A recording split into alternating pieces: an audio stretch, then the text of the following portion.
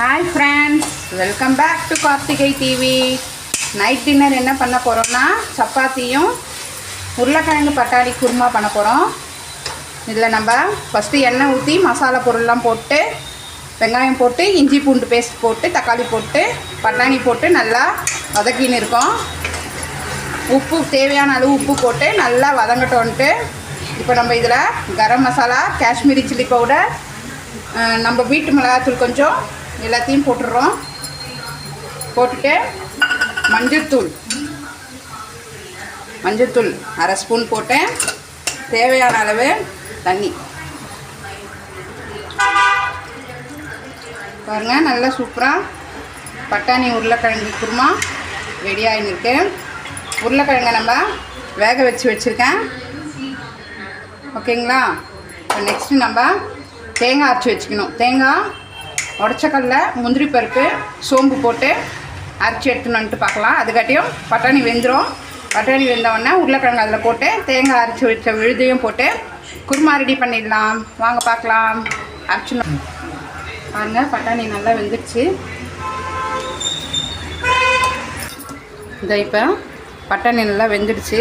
வெந்தவுடனே இந்த உருளைக்கிழங்கை கொஞ்சம் மசிச்சு வச்ச மாதிரி போட்டிங்கன்னா நல்லாயிருக்கும்.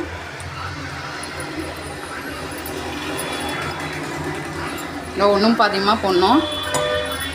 போட்டுட்டு நல்லா மிக்ஸ் பண்ணிவிட்டு தேங்காய் விழுது அரைச்சி வச்சுருக்கோம் இல்லைங்களா, அதை நம்ம இதில் வச்சு ஊற்றிட்டு தேவையான அளவு தண்ணி ஊற்றிட்டு